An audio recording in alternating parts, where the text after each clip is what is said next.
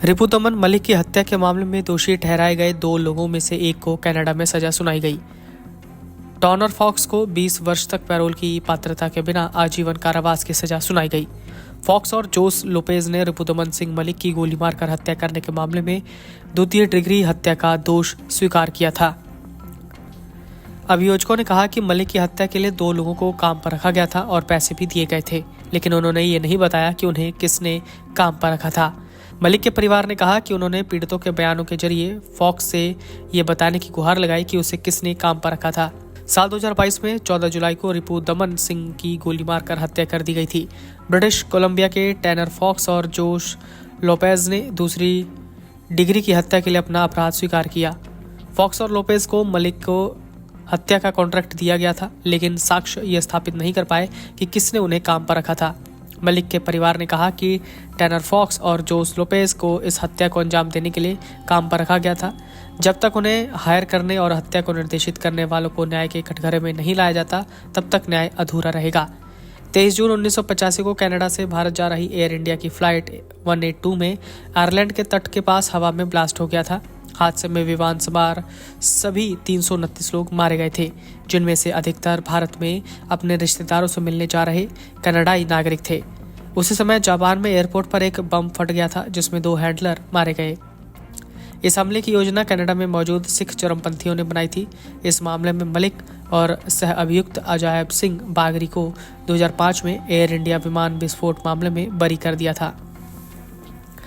रिपुदमन मलिक का बेटा हरदीप मलिक कनाडा के सरे में रहता है और बड़ा व्यापारी है। कनाडा सरकार ने उनकी जान को खतरा बताया। 1985 के एयर इंडिया बम विस्फोट मामले में बरी रिपुदमन सिंह की हत्या के बाद उनके दूसरे बेटे जसप्रीत सिंह मलिक ने सोशल मीडिया पर मार्मिक पोस्ट कर कहा था कि उनके पिता की हत्या कनिष्क बम विस्फोट से संबंधित नहीं है। हत्या से पहले मलिक खालसा कॉलेज शुरू करने जा रहे थे और इसके लिए बाकायदा जत्थेदार को बुलाया गया था। रिपुदमन सिंह ने एक चैनल को इंटरव्यू दिया था, जिसमें उन्होंने खालिस्तानी आतंकी हरदीप सिंह निज्जर और मनिंदर बायल को पुलिस कहा था। एक धार्मिक कार्यक्रम में हरदीप सिंह निज्जर ने रिपुदमन को कौम का गद्दार कहा था और तमाम लोगों को कहा था कि वो रिपुदमन को सबक सिखाएं।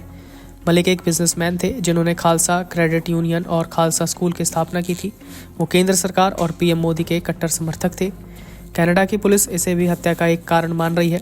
इसके अलावा श्री गुरु ग्रंथ साहिब जी की छपाई को भी रिपुदमन की हत्या का एक कारण मान रही है। इस कारण कनाडा की सिख संगत में रिपुदमन के खिलाफ गुस्सा देखने को मिला।